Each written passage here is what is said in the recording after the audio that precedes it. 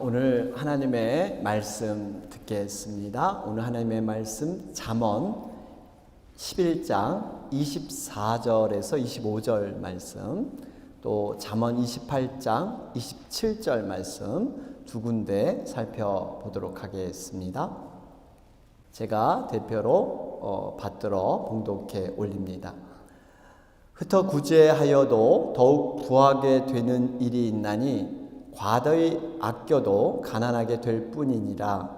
구제를 좋아하는 자는 풍족하여질 것이요 남을 윤택하게 하는 자는 자기도 윤택하여지리라. 아멘.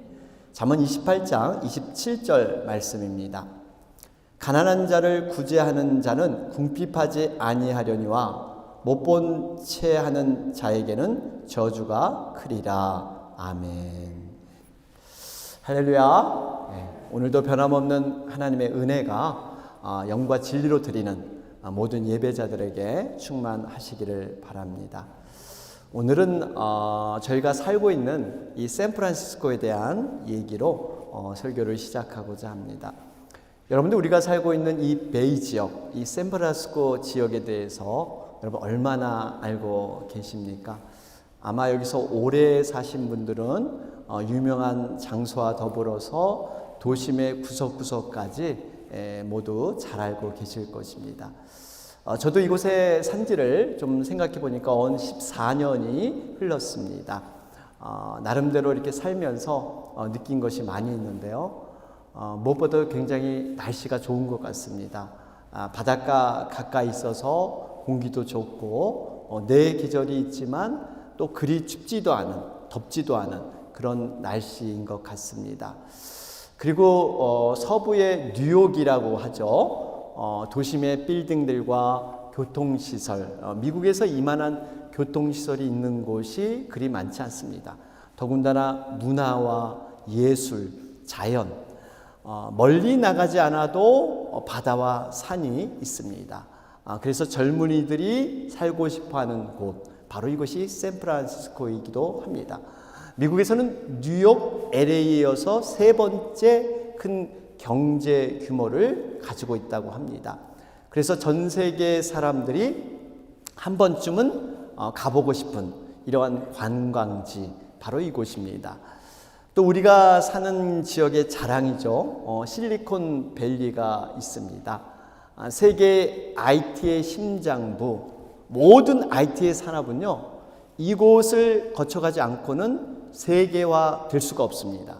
그래서 수많은 젊은이들이요, 미래의 푸른 꿈을 가지고 이곳에 창업을 시도하기도 합니다.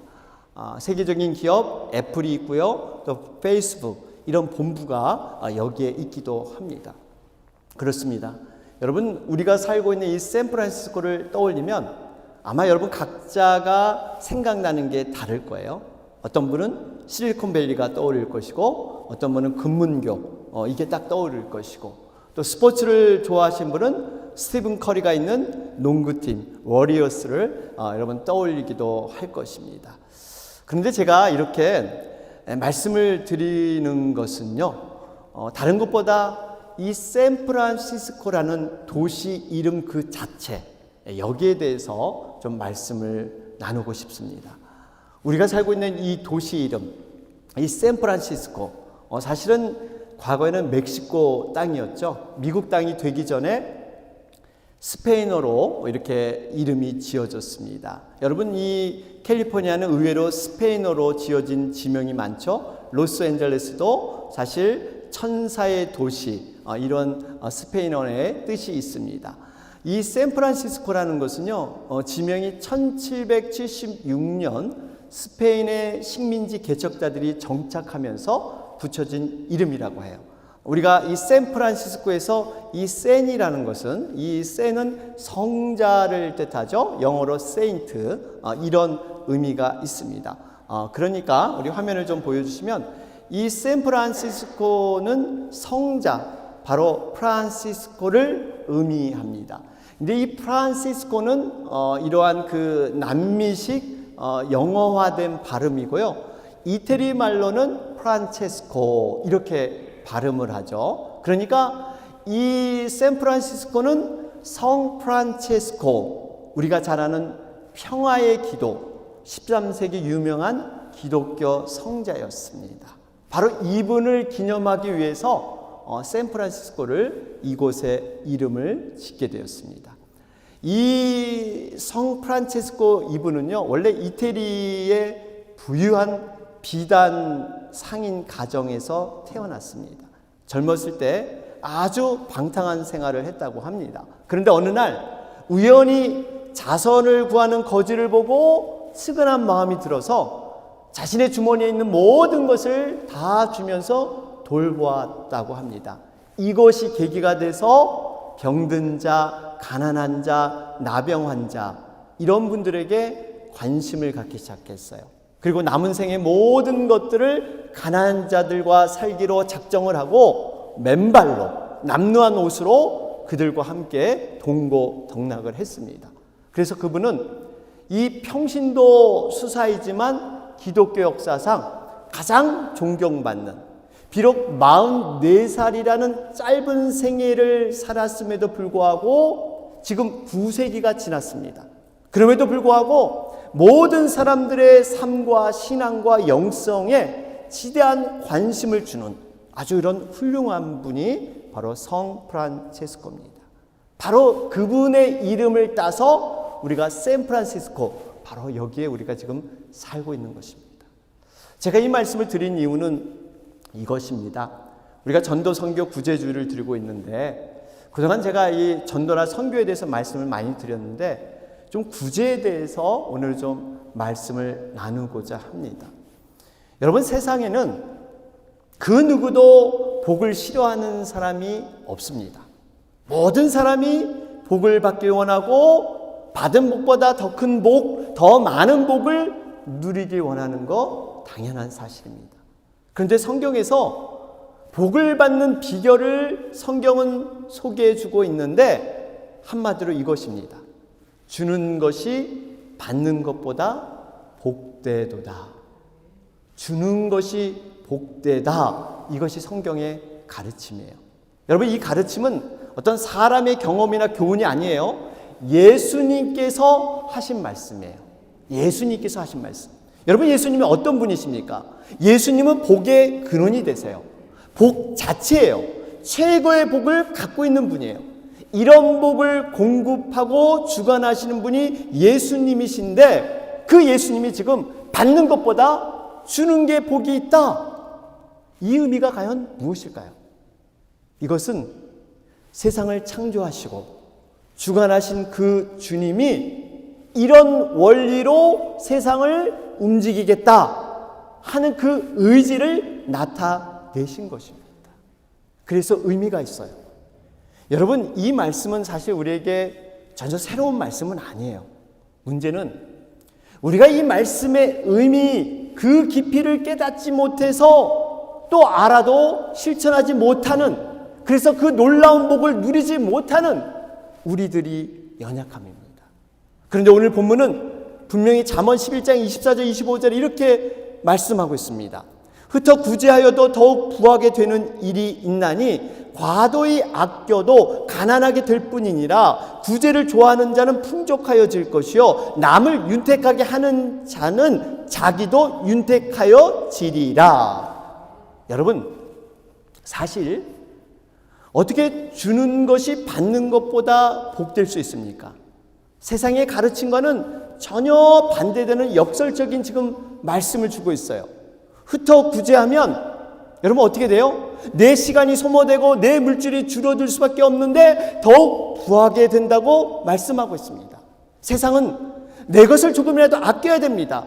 남과 치열하게 경쟁해서 누르고 내가 올라가야 성공도 하고 부도 누리는데, 오히려 남을 윤택하게 하면 자기도 덩달아서 윤택하게 된다.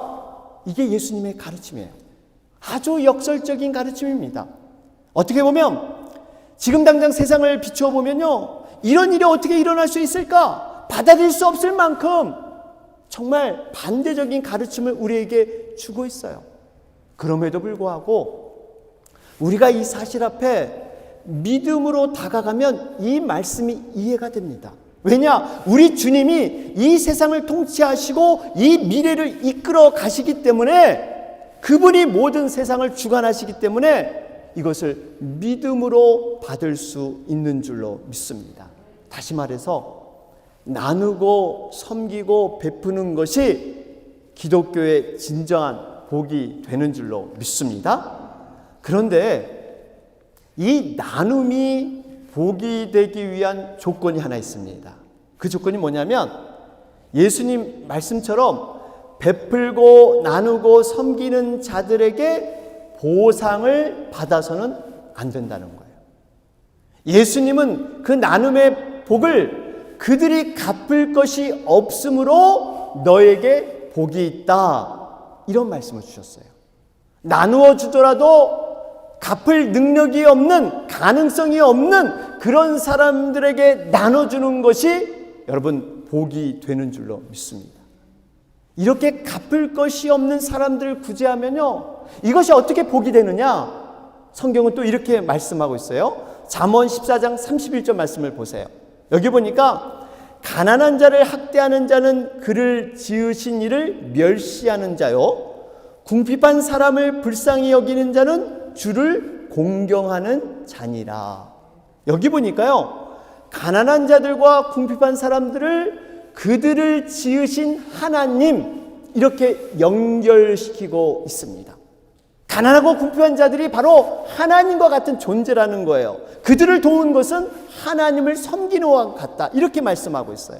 그래서 잠언 19장 17절에는 또 이렇게 말씀합니다. 가난한 자를 불쌍히 여기는 것은 여호와께 구워 드리는 것이니 그의 선행을 그에게 갚아 주시리라.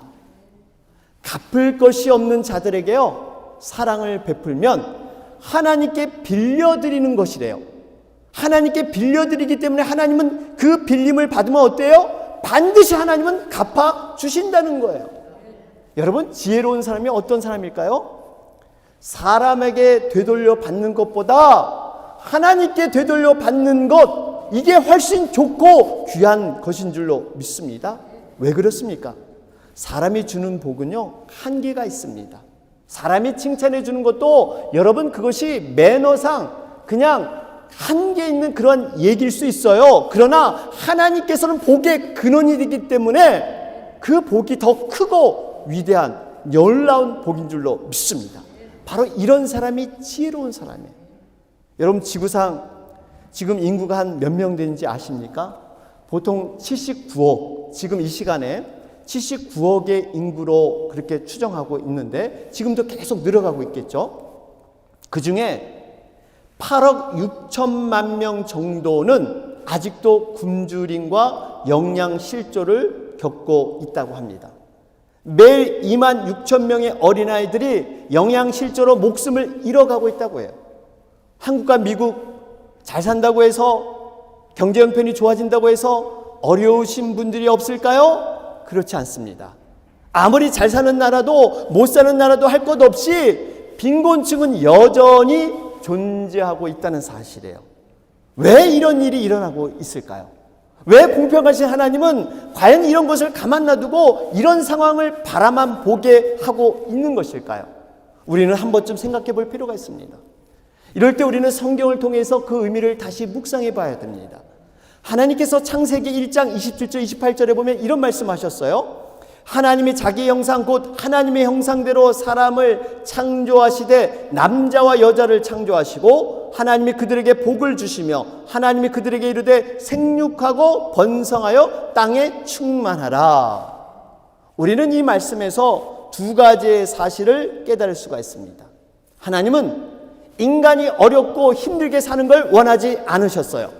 풍성한 삶을 살도록 하나님은 원하셨고 그렇게 조치를 하셨다는 거예요. 생육하고 번성하게, 땅에 충만하게 하나님은 그렇게 하셨어요. 그러면서 또 한 가지, 우리가 사랑하는 모든 은혜들, 혜택은 우리 스스로 만든 것이 아니라 하나님께로부터 부어졌다는 사실이에요. 하나님께서 은혜를 허락했기 때문에 우리가 생육하고 번성하고 땅에 충만하다는 사실입니다. 그런데 우리 현실은 어떻습니까? 이 풍성함을 정말 누리고 살고 있습니까? 그렇지 못합니다. 때로는 현실이 여기치 않은 고난의 상황이 오면 그 고난 때문에 불평하고 원망하기 쉽고 그 전까지 하나님이 주신 풍성한 은혜를 다 잊어버리고 우리는 어느덧 불평하며 삽니다. 또 나아가서 내가 성공하고 어떤 성취의 자리에 있으면 이 모든 것이 하나님으로부터 왔다는 것보다 내가 열심히 해서 내가 노력해서 내 힘으로 성공했다고 생각하는 경우가 종종 있어요. 우리는 분명히 이 두 가지를 기억해야 합니다. 내가 비록 생각지 못하는 안 좋은 상황에 처할지라도 하나님은 선하신 분이십니다. 우리가 풍성한 삶을 살기를 원하시고 합력하여 선을 만드시는 분이 우리 하나님인 줄로 믿습니다. 믿음으로 바라봐야 돼요. 반대로 어떤 성공의 자리에 있을 때 교만해서는 안 돼요. 모든 것이 하나님의 은혜로 이루어진 것이지 내가 한 것이 아니라는 것을 우리는 철저히 고백해야 될 줄로 믿습니다. 그러면서 이 두 가지 우리는 늘 기억하지만 현실에 돌아오면요, 가끔 우리도 힘들고 모순에 빠질 때가 있어요. 불공평한 현실이 계속됩니다. 부조리한 상황이 계속돼요. 하나님의 뜻을 제대로 이해하지 못할 때가 있습니다. 구약 성경에 보면 땅에 언제든지 가난한 자가 그치지 아니한대요. 그래서 이스라엘 백성에게 내 형제 중에 곤란한 자, 궁핍한 자가 있으면 내 손을 펴서 도우라고 말씀하셨습니다. 그뿐만 아니에요. 하나님께서 가난한 자들 위해서 여러 가지 장치를 마련해 놓으셨는데 농사를 지을 때, 여러분 추수할 때 이 추수하는 사람이 다 걷지 않잖아요. 밭에 내 모퉁이는 곡식은 일부러 베지 말아라. 왜? 떨어진 것을 일부러 가난한 자리 주워갈 수 있도록 남겨둬라, 내버려둬라. 이게 바로 신명기 26장의 말씀이에요. 여러분 여기까지 좋습니다.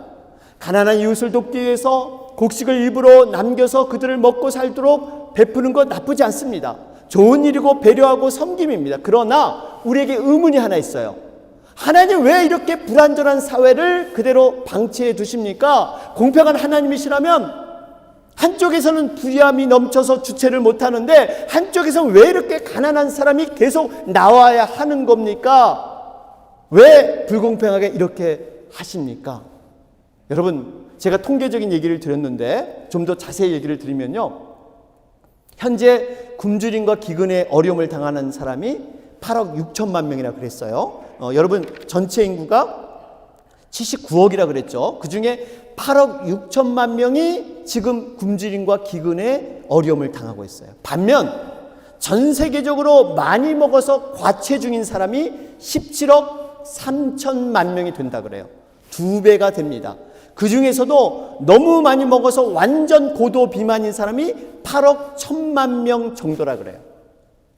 여러분 무슨 의미예요? 한쪽에서는 너무 음식을 많이 먹어서 병이 걸리고 한쪽에서는 너무 먹지 못해서 병들어 죽어가고 너무 불공평한 세상이에요. 세계에서는 지금 먹다 버린 음식의 그 쓰레기 때문에 이것을 처리하지 못해서 엄청난 돈이 들어가는 이런 불공정한 부조리한 세상에 우리가 살고 있습니다. 여러분 어떻게 이걸 설명하겠어요? 하나님께서 창세기 1장 27절 29절을 분명히 생육하고 번성하며 땅에 충만해라 풍성하게 살겠다고 선포해 놓으시고 가난한 자들은 여전히 우리 곁에 있다는 말이에요. 하나님의 의도가 뭘까요? 과연 왜 이렇게 불공평한 세상을 그대로 놔둔 것일까요? 우리는 한 번쯤 생각해 봐야 합니다. 우리는 그 답을 하나님의 성품에서 찾아야 됩니다. 하나님의 풍성한 은혜는 하나님의 능력으로 나오지만 그보다 하나님의 성품, 그 성품을 우리는 기억해야 돼요. 여러분 우리 하나님은 어떤 분이세요? 능치 못할 일이 없으신 분이에요. 아멘? 능치 못할 일이 없으십니다. 하나님이 작정하고 마음만 먹으면 무엇이든 하실 수 있는 분이세요. 그래서 우리의 삶을 풍성하게 하실 수 있습니다. 그런데 하나님께서는 그 전능하신 능력보다 나누고 베풀기를 좋아하시는 그 성품, 그 성품으로 하나님은 풍성해지길 원하고 계시다는 사실이에요.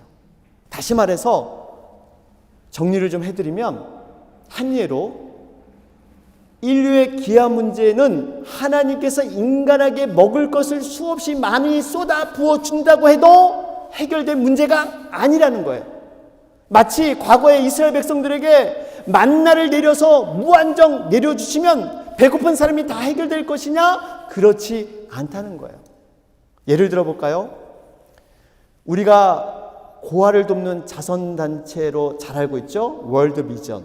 여러분, 이 단체는 전쟁 고아를 돕기 위해서 시작을 했어요. 그런데 지금은 전 세계 어려움에 처한 아이들을 돕는 그런 단체로 성장을 했습니다. 그들이 연구한 보고서에 보면 기아는 식량 생산이 부족해서도 아니고 전쟁이나 자연재해 때문이도 아니라고 합니다. 전쟁과 자연재해가 있음에도 불구하고 여전히 지금 세계는 식량이 남아 돌아가고 있다고 합니다. 지금 생산되는 양식이 적어도 지구의 인구의 1.5배가 먹을 수 있는 충분한 양이 전문가들이 있다, 이렇게 얘기해요. 그럼에도 불구하고 여전히 굶주려 있는 이런 사람이 있는 것, 그것은 나눔이 없기 때문이라는 거예요. 지금 상태라면 하나님께서 양식을 2배, 3배 더 주셔도 지구상에는 그것을 빼앗기 위한 더 많은 전쟁이 나고 사륙이 나고 더 많은 굶주림이 더 발생될 거라는 것입니다. 무조건 다 쏟아붓는다고 해결되지 않는다는 거예요. 문제는 분량의 문제가 아니라, 그래서 풍성함을 나누는 것이 아니라 나눔이 없기 때문에 풍성함을 경험하지 못한다는 거예요. 이런 문제를 아시는 하나님께서 하나님의 백성들에게 물질의 풍성함을 통해서, 마음의 풍성함을 통해서 가난한 자들을 돌봐라, 이것이 하나님의 계획이세요. 하나님께서는 인간을 창조하면서 풍성한 삶을 누리도록 분명히 복을 주셨어요. 근데 그 누림을 이런 나눔을 통해서 가능케 하셨다는 거예요. 그런데 우리가 죄로 말미암아 타락하면서 하나님이 주신 그 나눔의 본래적인 성품이 파괴되어 갔어요. 자신만을 위해서 자신의 욕망을 채워놓고도 남아도 또 쌓아놓고 내가 쌓아놓은 것이 썩어 버려져도 그냥 쌓아 놔두는 것, 이것이 바로 인간의 죄성입니다. 자기의 이기적인 탐욕을 위해서 살아가는 것. 여러분, 이러한 모든 것을 어떻게 우리는 회복할 수 있을까요? 그 근본적인 해법은 다시 말씀으로 돌아가는 거예요. 창세기 1장 말씀으로 다시 돌아가는 거예요. 그 창세기가 주는 교훈을 다시 한번 묵상해 봐야 됩니다. 하나는 하나님께서 모든 것을 풍성하게 만들어 주셨다. 문제는 하나님께 있지 않습니다.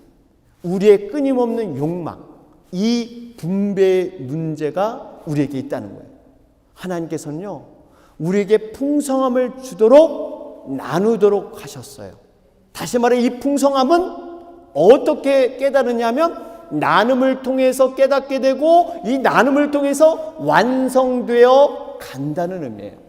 우리가 지난주에 중요한 말씀을 살펴봤잖아요. 그 의미를 다시 한번 우리가 새겨보면 바로 이런 뜻이에요. 요한복음 10장 10절 말씀에 내가 온 것은 양으로 생명을 얻게 하고 더 풍성히 얻게 하려는 것이라. 생명을 얻은 자, 하나님께 구원받은 자, 하나님의 자녀들은 더 풍성한 삶을 살게 하신대요.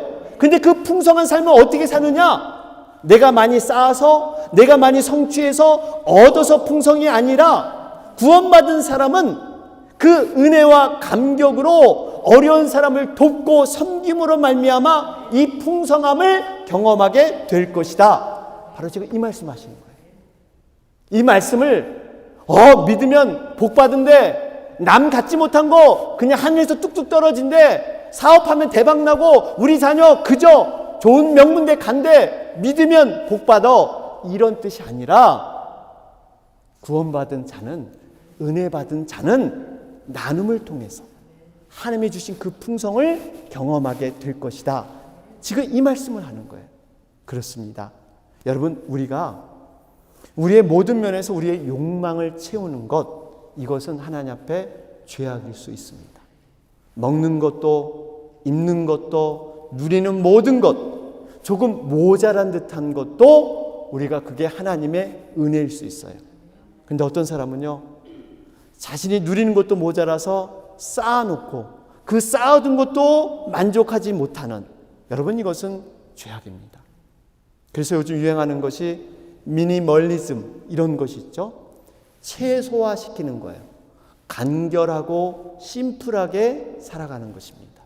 최소한의 것만을 가지고 살아가는 것. 그래서 어떤 분은요, 30일을 작정해서 하루에 한 가지씩 자신이 갖고 있는 것 중에서 전혀 쓰지 않는 필요 없는 것들을 기증한다든지 버림을 통해서 자신의 삶을 단순화시킵니다. 이거 별거 아닌 것 같지만 굉장히 중요해요. 우리 주변의 것을 정리함으로 내 자신의 내면을 정리하는 단순함을 경험하는 것입니다. 여러분, 이렇게 단순화시키면 무슨 유익이 있을까요? 내 자신의 모든 삶을 정리하면 더 큰 것이 보이기 시작합니다. 그동안 복잡했던 작은 것들 다 내려놓으니까, 전혀 쓰지 않는 것들 내려놓으니까 좀 더 중요하고 의미 있고 가치 있는 것들이 보이기 시작해요. 여러분, 공간의 미라는 거 아세요? 여백을 남겨준다는 것. 모든 것을 다 채우는 것보다 빈자리를 놔둬서 그 아름다움을 경험하는 것.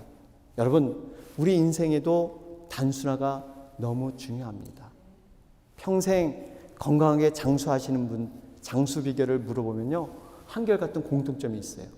평상시 비싼 녹용 먹고 몸에 좋은 약 이런 거 드신 게 아니라 일찍 주무시고 일찍 일어나서 그저 소식하시고 소일거리 하시며 늘 하루 일과가 특별한 일 없이 똑같이 반복되는, 가장 중요한 것은 삶을 복잡하지 않게 사는 거예요.